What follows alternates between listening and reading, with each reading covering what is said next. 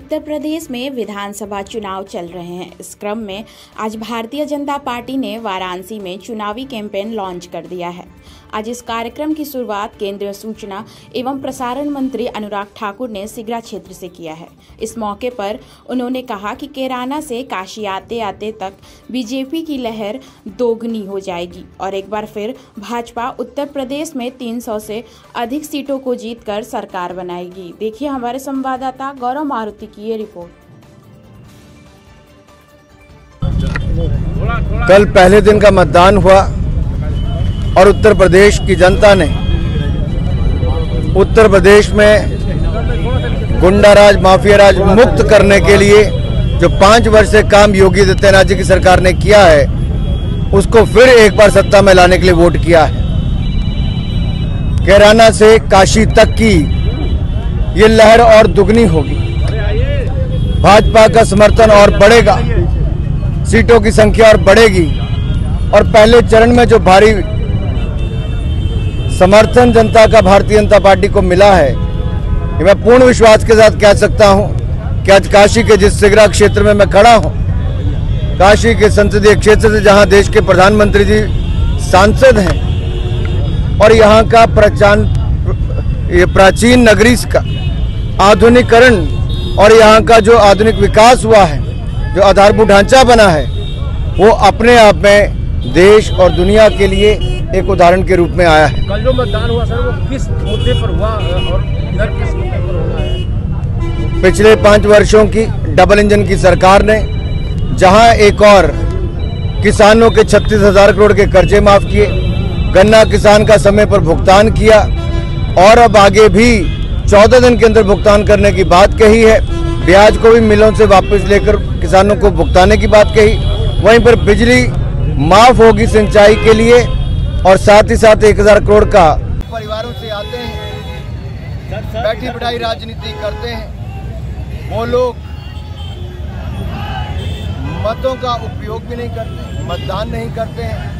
और लोकतंत्र के लिए, उनके लोकतंत्र के प्रति उनकी क्या सोच है, ये भी साफ दिखाई देती है।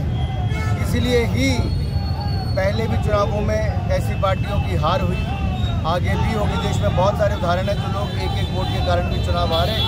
एक वोट महत्वपूर्ण है। मैं तो कहूँगा हर व्यक्ति अपने मत का उपयोग करे, जहाँ इच्छा है वहाँ वोट करे, लेकिन मतदान अवश्य करें। सर, उन्नाव में समाजवादी पार्टी के नेता ने एक बेटी का अपहरण करके उसका बलात्कार करके हत्या कर दिया है और पुलिस इस मामले में जांच नहीं उचित कर रही है। इस बारे में आप क्या कहेंगे? हर ऐसी घटना जहां पर पुलिस कार्रवाई की आवश्यकता है, वहां पर लगातार पुलिस विभाग ने पिछले 5 वर्षों में सुनिश्चित करने का प्रयास किया है कि महिलाओं को, बेटियों को, बहुओं को, सबको सुरक्षा भी मिले, व्यापारियों को रोजगार की समस्या से मुक्ति मिले। शायद यही कारण है कि पिछले 5 वर्षों में गुंडा राज, माफिया राज मुक्त करने में हमारी सरकार ने प्रयास किया है और आगे भी हम इसको दृढ़ता के साथ जारी रखेंगे। आखिर एक किताब के साथ ही हिजाब क्यों हो रहा है, ऐसा क्या कारण है? मैंने इसका उत्तर दे दिया पहले। हो या ऐसे बाकी मुद्दे कभी भी उठाए हों, जनता ने ना कभी उनको स्वीकारा है। जिस ईमानदारी के साथ नरेंद्र मोदी जी ने और योगी आदित्यनाथ जी ने देश और प्रदेश में सरकारें चलाई है, जनता भली भांति जानती है कि सबका साथ, सबका विकास, सबका विश्वास, इसी मूल मंत्र के साथ हम देश और प्रदेश में काम करते हैं और उत्तर प्रदेश में डबल इंजन की सरकार के विकास के लिए जनता एक बार फिर भारतीय जनता पार्टी को हिजाब कांड उत्तर प्रदेश के चुनाव में कुछ प्रभाव डालेगा सर? मुझे नहीं लगता। जो लोग तुष्टीकरण की राजनीति करते हैं उनको शायद ये पता नहीं कि गरीब कल्याण के लिए जो काम मोदी सरकार ने किया है, और मैं गंभीरता के साथ ये बार बार कहता हूँ, गरीब कल्याण के लिए जो काम मोदी जी और योगी जी ने किया है, वो सभी जाति धर्मों से ऊपर उठकर है। वो समाज के सभी वर्गों के कल्याण के लिए, उन गरीबों के लिए जिनको 70 वर्ष में पक्के मकान नहीं मिले, पक्के मकान दिए, बिजली का कनेक्शन दिया, पानी का कनेक्शन दिया, मुफ्त में 5 लाख का इलाज दिया, महीने में 2 बार मुफ्त में राशन देने का काम किया है। गरीब जनता जिसको दवाई से लेकर बच्चों की पढ़ाई तक, राशन से लेकर सुरक्षा तक, बिजली से लेकर पानी तक, मोदी जी और योगी जी ने दिया हो, वो गरीब अपने कल्याण के बारे में पहले सोचता है।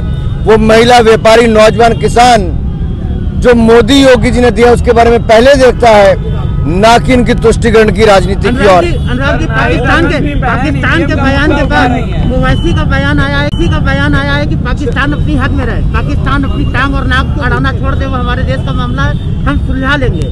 ओवैसी ने बयान दिया, पाकिस्तान को मुंहतोड़ जवाब दिया है। ठीक है, नाहिद हसन की बहन ईवीएम का मुद्दा उठा रही है, इस पर आप क्या कहेंगे?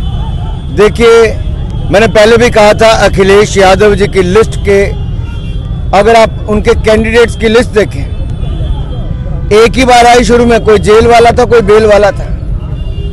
अपराधियों की लंबी सूची समाजवादी पार्टी की लिस्ट पर है। उनके उम्मीदवार कम, वो जनता की उम्मीदों पर वार करने वाले ज्यादा हैं। और जनता की उम्मीदों पर वार करने वाले कभी जनता के लिए लोकप्रिय उम्मीदवार नहीं हो सकते हैं। जनता ऐसे उम्मीदवारों को कभी स्वीकार नहीं करेगी जिन्होंने मुजफ्फरनगर से मऊ तक में दंगे किए हों। वो गाजीपुर से गाजियाबाद तक सब याद रखते हैं। इसलिए मैंने कहा, कैराना की लहर जो भारतीय जनता पार्टी के पक्ष में है, वो कैराना से काशी तक आते आते सुनामी बनेगी। अपना खुद का वोट नहीं डाला। देखिए, कुछ लोग जो परिवारों से आते हैं, बैठी बिठाई राजनीति करते हैं, वो लोग मतों का उपयोग भी नहीं करते, मतदान नहीं करते हैं। और ये लोकतंत्र के लिए, उनके लोकतंत्र के प्रति उनकी क्या सोच है, ये भी साफ दिखाई देती है। इसलिए ही पहले भी चुनाव भाव स्थिरता कोष बनेगा, जहां किसानों ने दिल खोलकर भारतीय जनता पार्टी को वोट दिया, वहीं उत्तर प्रदेश की महिलाओं ने, युवाओं ने, व्यापारियों ने सुरक्षा की दृष्टि से जो पिछले 5 वर्षों में काम हुआ है, जो अपराधियों, माफियाराज की कार्रवाई हुई है, उसको चलते भी भारतीय जनता पार्टी को वोट दिया। मुजफ्फरनगर से मऊ तक में दंगे होते थे, लेकिन पिछले 5 वर्षों में किसी ने कोई दंगा नहीं देखा। महिला सम्मान, सुरक्षा का अधिकार लगातार आगे भी चाहती हैं। और हमने कहा है, वृद्ध हो, विधवा हो, दिव्यांग हो, सबको 1500 रुपये महीना पेंशन मिलेगी। और इसके अलावा 3 महिला पुलिस बटालियन और बनेंगी। मेधावी छात्राओं को स्कूटी मिलेगी, तो युवाओं को 2 करोड़ स्मार्टफोन और टैबलेट मिलेंगे। जहां एक और सुविधाएं देने की बात की है, सुनिश्चित करने की बात भी कही है कि उत्तर प्रदेश को गुंडाराज, माफियाराज मुक्त करने का जो हमने संकल्प लिया था, जिस पे काम किया, उसको और दृढ़ता के साथ आगे जारी रखेंगे। अनुराग जी, हिजाब मामला बढ़ता जा रहा है, पाकिस्तान भी कूद पड़ा, क्या पाकिस्तान का इंटरफेयर जरूरी है? 2014 के बाद जितने भी चुनाव आए, हर बार विपक्ष के कुछ दलों ने कुछ नया प्रयोग करने का प्रयास किया है, और चुनावों के बाद वो खत्म हो जाता है। और हर उस प्रयोग में विदेशी ताकतें भी कूद पड़ती हैं, और आपको पता है कौन से दल वो उठाते हैं और किन के साथ कौन सी विदेशी ताकतें जुड़ती हैं। मैं यही कहूंगा, चाहे रफाल हो, सीए हो। इसी क्रम में आज वाराणसी में केंद्रीय सूचना एवं प्रसारण मंत्री अनुराग ठाकुर ने बनारस में डोर टू डोर कैंपेन प्रचार को लॉन्च कर दिया है।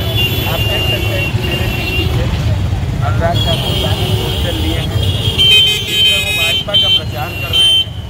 और उन्होंने बातचीत में दावा किया है कि कैराना से काशी आते आते तक बीजेपी की लहर 2 गुनी हो जाएगी। इसके अलावा उन्होंने अखिलेश यादव पर तंज कसते हुए कहा है कि अखिलेश यादव माफियाओं एवं परिवारवाद की सरकार